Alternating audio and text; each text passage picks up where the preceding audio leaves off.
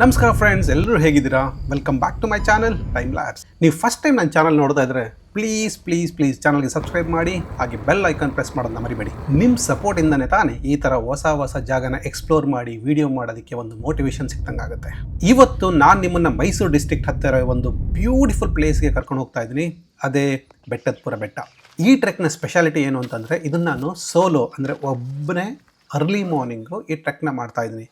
ನಂದು ಪ್ಲಾನ್ ಇರೋದು ಸೂರ್ಯ ಹುಟ್ಟೋ ಒಳಗಡೆ ಅಂದರೆ ಸನ್ರೈಸ್ ಆಗೋ ಮುಂಚೆನೇ ಈ ಬೆಟ್ಟ ಹತ್ಬಿಟ್ಟು ಎಕ್ಸ್ಪೀರಿಯನ್ಸ್ನ ಫೀಲ್ ಮಾಡಬೇಕು ಅನ್ನೋ ಒಂದು ಥಾಟಿಂದ ಸ್ಟಾರ್ಟ್ ಮಾಡ್ತಾ ಇದ್ದೀನಿ. ಹಾಗಾದ್ರೆ ಬನ್ನಿ ಈ ಬೆಟ್ಟದ ಹಿಸ್ಟ್ರಿ, ಮಿಸ್ಟ್ರಿ ಮತ್ತು ನೇಚರ್ ವ್ಯೂಸ್ನ ಎಕ್ಸ್ಪ್ಲೋರ್ ಮಾಡೋಣ. ಹಾಗೆ ಬೆಟ್ಟದ ಮೇಲೆ ನೆಲೆಸಿರುವ ಶ್ರೀ ಸಿಡಿಲು ಮಲ್ಲಿಕಾರ್ಜುನ ದೇವರ ದರ್ಶನವನ್ನು ಸಹ ಮಾಡೋಣ. ಸದ್ಯದಲ್ಲೇ ನಿಮಗೆ ಈ ದೇವರ ಬಗ್ಗೆ ತುಂಬ ಇಂಟ್ರೆಸ್ಟಿಂಗ್ ಆಗಿರೋ ಒಂದು ಸ್ಟೋರಿ ಹೇಳ್ತೀನಿ. ಹಾಗಾದ್ರೆ ಇನ್ನು ತಡ ಯಾಕೆ, ಬನ್ನಿ ನಮ್ಮ ಜರ್ನಿ ಶುರು ಮಾಡೋಣ. Wow, what a beauty.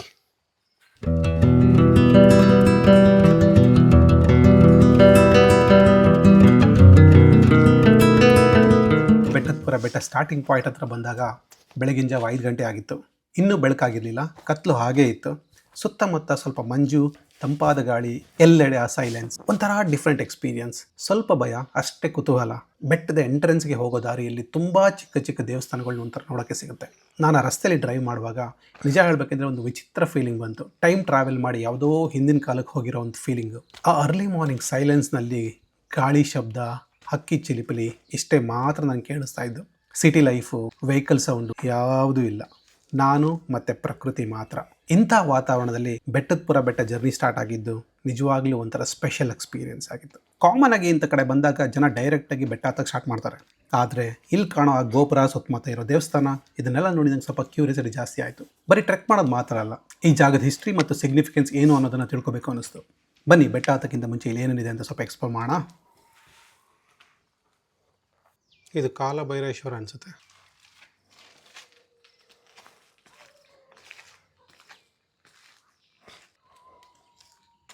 So ನೋಡಿ, ಇಲ್ಲೊಂದು ಆಮೆದೊಂದು ಕಲ್ಲಿನ ವಿಗ್ರಹ ಕೆತ್ತಿದ್ದಾರೆ. ಇಲ್ಲೊಂದು ದೇವಸ್ಥಾನ ಇದೆ. ನಿಮಗೆ ಈ ಕಲ್ಲಲ್ಲಿ ಒಂದು ಮೀನಿಂದು ಆಕಾರದಲ್ಲಿರೋ ಒಂದು ಕೆತ್ತನೆ ಮಾಡಿದ್ದಾರೆ. ಕಲ್ಲು ಬಿದ್ದೋಗಿದೆ. ಸೊ ಇದೇ ಮೇನ್ ಗೇಟು. ಚೋಳರ ಕಾಲದಲ್ಲಿ ಮಾಡಿರೋ ಟೈಮಲ್ಲಿ ಎಷ್ಟು ಬ್ಯೂಟಿಫುಲ್ ಆಗಿದೆ. ಹಾಗೆ ಅಲ್ಲೊಂದು ಎದುರುಗಡೆ ನಂದಿ ಒಂದು ವಿಗ್ರಹ ಇದೆ. ಸೊ ಈ ಕಡೆ ಒಂದು ದೇವಸ್ಥಾನ ಇದೆ. ದ್ವಾರದ ಎರಡೂ ಬದಿಯಲ್ಲಿ 2 ದೇವಸ್ಥಾನ ಇದೆ. ಹಾಗೆ ಬೆಟ್ಟ ಹತ್ತಕ್ಕೆ ಸ್ಟಾರ್ಟ್ ಮಾಡಿದ ತಕ್ಷಣ ಈ ಥರ ಚಿಕ್ಕ ಕೆತ್ತನೆಗಳನ್ನು ಮೆಟ್ಲ ಮೇಲೆ ನೋಡ್ಬೋದು. ಇದು ತುಂಬ ಸಿಂಪಲಾಗಿ ಕಾಣಿಸಿದ್ರು ಎಷ್ಟೋ ವರ್ಷಗಳ ಹಿಂದೆ ಹಿಸ್ಟ್ರಿ ಇದೆ ಇದ್ರೊಳಗಡೆ.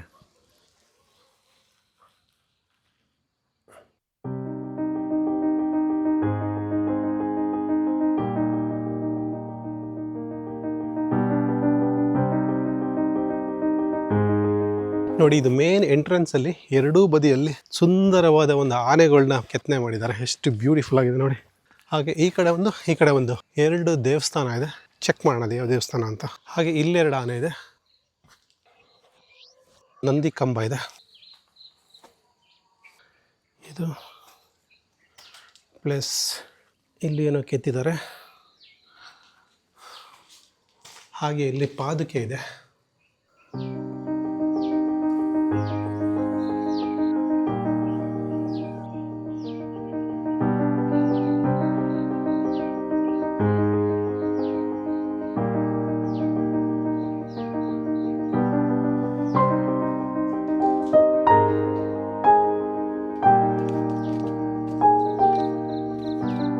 ಸುಂದರವಾದ ಜಾಗದಲ್ಲಿ ನೋಡಿ ಜನ ಮಾಡೋದು ಹೆಂಗೆ ಮಾಡ್ತಾರೆ. ಇದನ್ನು ತಗೋಬೋದಲ್ಲ ವಾಪಸ್ ಹೋಗುವಾಗ. ಎಲ್ಲ ಇಲ್ಲೇ ಕುಡಿಯೋದು, ಎಸೆಯೋದು.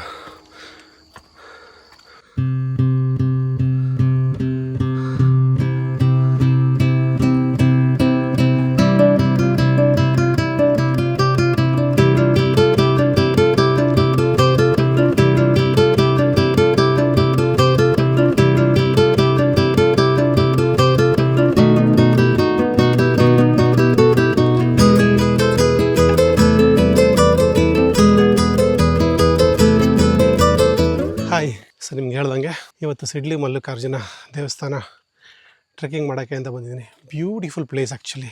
ಚೋಳರ ಕಾಲದಲ್ಲಿ ಕಟ್ಟಿರೋ ದೇವಸ್ಥಾನ. ಟೋಟಲ್ 3000 ಮೆಟ್ಲಿದೆ. ಇವಾಗ ಇನ್ನೂ 50 ಮೆಟ್ಲು ಹತ್ತಿಲ್ಲ ಅಷ್ಟೇ. ಅರ್ಲಿ ಮಾರ್ನಿಂಗ್ ಅಲ್ವಾ, ಅಮೇಝಿಂಗ್ ಆಗಿದೆ ನೋಡಿ ಮೆಟ್ಲುಗಳು ಇಷ್ಟು ನೀಟಾಗಿ. ಬನ್ನಿ, ಸನ್ರೈಸ್ ಟೈಮ್ ಆಗ್ತಾ ಇದೆ, ಒಳ್ಳೆ ವ್ಯೂಸ್ ನೋಡೋಣ.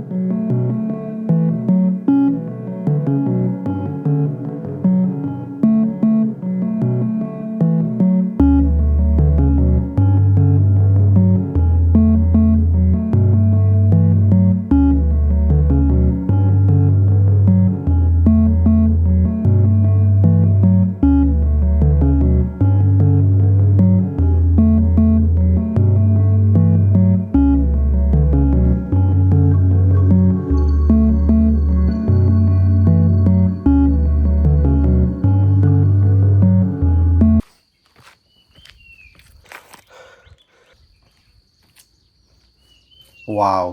ನನ್ನ ಪ್ಲಾನ್ ಏನಿತ್ತು ಅಂತ ಅಂದರೆ ಫುಲ್ ಮೇಲೆ ರೀಚ್ ಆಗಿ ಸನ್‌ರೈಸ್ ನೋಡಬೇಕು ಅಂತ. ಬಟ್ ಅದಾಗಲಿಲ್ಲ. ಓಕೆ, 1000 ಮೆಟ್ಲು ಹತ್ತಿದ ತಕ್ಷಣ ಒಂದು ಚಿಕ್ಕ ಕಲ್ಮಂಟಪ ಇದೆ. ಈ ಜಾಗದಲ್ಲೇ ಕೂತ್ಕೊಂಡು ನಾನು ಸನ್‌ರೈಸ್ ನೋಡಿದ್ದು. ನಿಜ ಹೇಳ್ತೀನಿ, ಬೆಟ್ಟದ ಮೇಲೆ ಕೂತ್ಕೊಂಡು ಸನ್‌ರೈಸ್ ನೋಡೋ ಫೀಲಿಂಗ್ ಇದೆಯಲ್ಲ, ಓಹ್ ಮೈ ಗಾಡ್! ಇನ್ನೊಂದು ಸ್ವಲ್ಪ ಹೊತ್ತು ಟೈಮ್ ಇಲ್ಲೇ ಸ್ಪೆಂಡ್ ಮಾಡಬೇಕು ಅನ್ನಿಸ್ತು. ಬಟ್ ಇನ್ನೂ ನಾನು 2000 ಮೆಟ್ಲು ಹತ್ತಬೇಕಾಗಿತ್ತು. ಕ್ವಿಕ್ಕಾಗಿ ಒಂದು ಬ್ರೇಕ್ ತಗೊಂಡು ಜರ್ನಿ ಕಂಟಿನ್ಯೂ ಮಾಡೋಣ.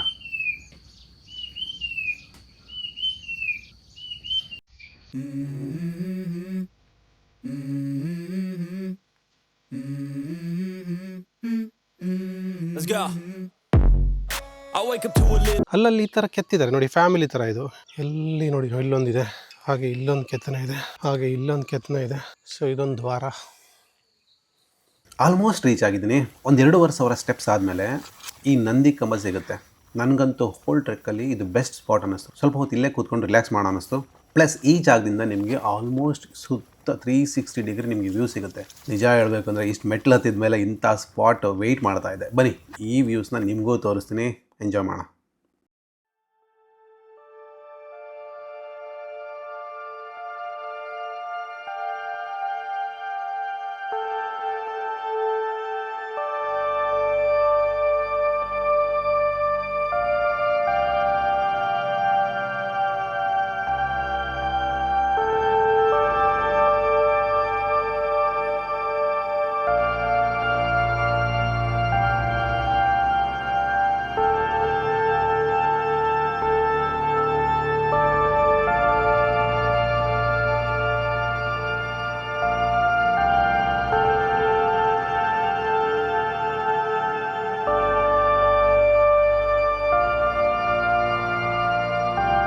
ಫೈನಲಿ ಬೆಟ್ಟದ ಮೇಲೆ ರೀಚ್ ಆಗಾಯಿತು.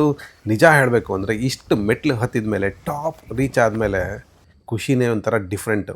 ಆದರೆ ಈ ಬೆಟ್ಟ ಸ್ಪೆಷಲ್ ಥಿಂಗ್ ಅಂದರೆ ಬರೀ ವ್ಯೂಸ್ ಮಾತ್ರ ಅಲ್ಲ. ಇಲ್ಲಿರುವ ಸಿಡ್ಲು ಮಲ್ಲಿಕಾರ್ಜುನ ಸ್ವಾಮಿ ದೇವಸ್ಥಾನದ ಹಿಂದೆ ಒಂದು ತುಂಬ ಇಂಟ್ರೆಸ್ಟಿಂಗ್ ಸ್ಟೋರಿ ಇದೆ. ಅದೇನು ಅಂತ ನಿಮ್ಗೆ ಇವಾಗ ಹೇಳ್ತೀನಿ. ಹಿಂದೆ ತುಂಬ ವರ್ಷಗಳ ಹಿಂದೆ ಈ ಸುತ್ತಮುತ್ತ ಇರೋ ಒಂದು ಊರಲ್ಲಿ ಒಬ್ಬ ರೈತ ಇದ್ದಂತೆ.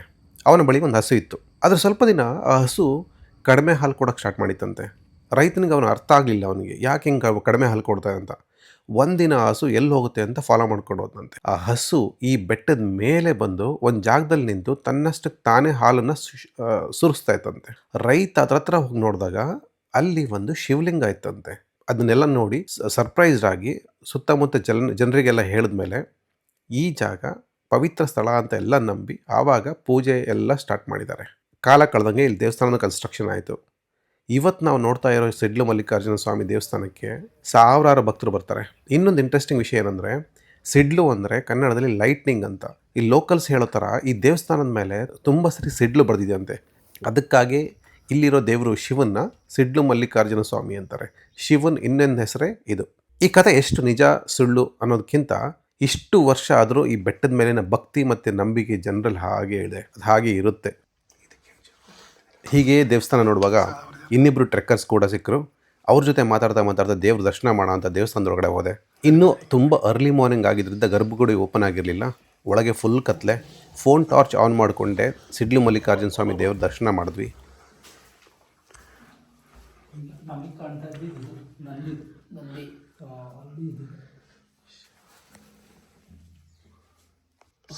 ಸ್ಟೋನ್ ಆಗೋಗಿದೆ.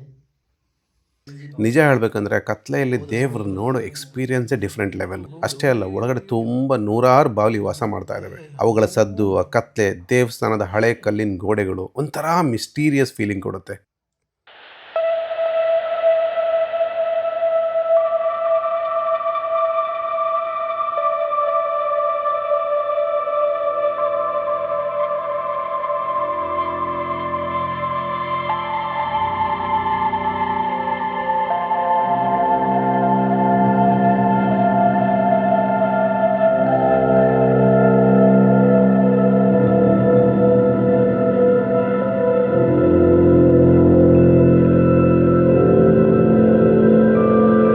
ಅದೇ ಲಿಂಗನ ಹಾಕಿ ನೀವು ಹಾಕಿ ನೋಡೋಣ. ಹಾಂ, ಈಗ ಬಂದಿದೆ. ಇಲ್ಲಿ ಸಗದ ಇಲ್ಲಿ ನೋಡಿ. ಅದೇ ಲಿಂಗ. Okay okay.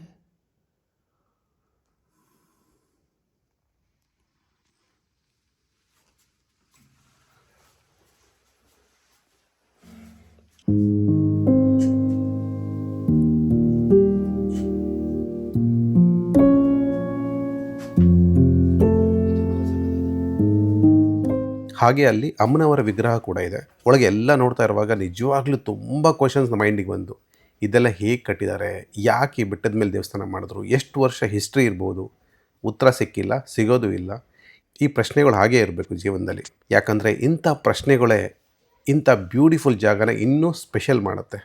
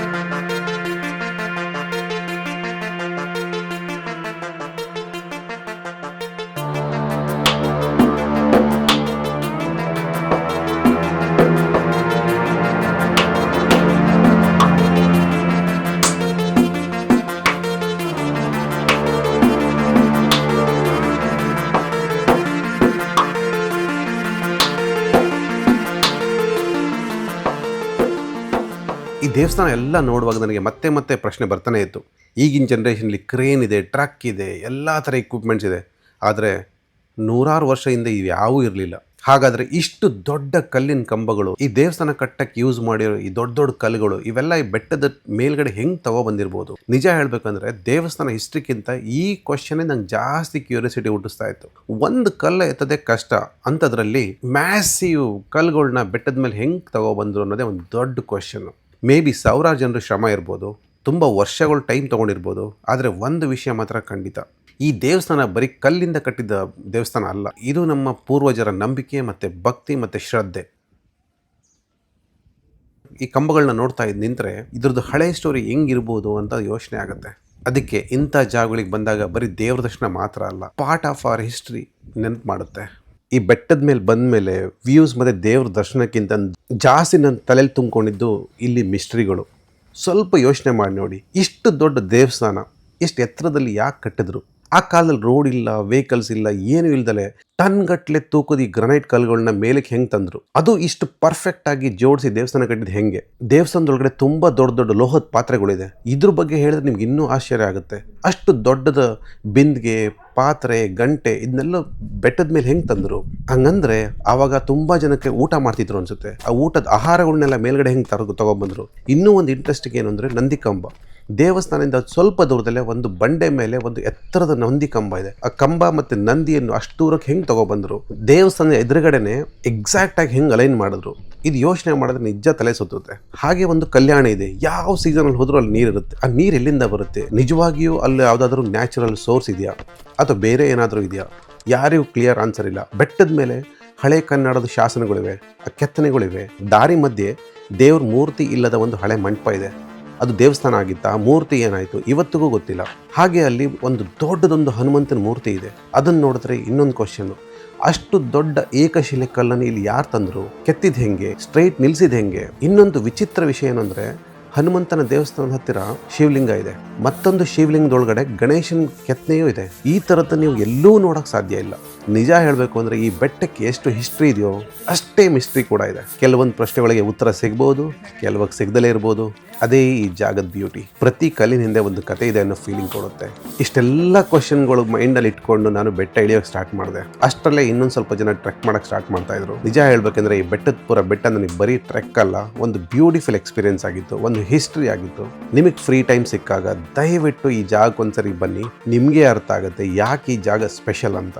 ಮತ್ತೆ ಒಂದು ಹಂಬಲ್ ರಿಕ್ವೆಸ್ಟ್, ನಿಮ್ಮ ಕೈ ಮುಗಿದು ಕೇಳ್ಕೊತೀನಿ, ಇಂಥ ಪವಿತ್ರ ಜಾಗಗಳಿಗೆ ಬಂದಾಗ ದಯವಿಟ್ಟು ಪ್ಲಾಸ್ಟಿಕ್ ಬಾಟಲ್, ಚಿಪ್ಸ್ ಪ್ಯಾಕೆಟ್ ಯಾವುದು ಎಸಿಬೇಡಿ. ನಾವು ಕ್ಲೀನಾಗಿಟ್ಟರೆ ತಾನೇ ಮುಂದಿನ ಜನ್ರೇಷನ್ ಅವರು ಈ ಜಾಗದ ಸೌಂದರ್ಯ ಎಂಜಾಯ್ ಮಾಡ್ಬೋದು. ಇಷ್ಟೇ ಹೇಳೋದು. ಈ ವಿಡಿಯೋ ನಿಮಗೆ ಇಷ್ಟ ಆಗಿದ್ರೆ ಲೈಕ್ ಮಾಡಿ, ಚಾನಲ್ ಸಬ್ಸ್ಕ್ರೈಬ್ ಮಾಡಿ, ಹಾಗೆ ನಿಮ್ಮ ಫ್ರೆಂಡ್ಸ್ ಜೊತೆ ಶೇರ್ ಮಾಡಿ. ಮತ್ತೆ ಸಿಗೋಣ ಹೊಸ ಜರ್ನಿ, ಹೊಸ ಜಾಗ. Until then take care, keep exploring.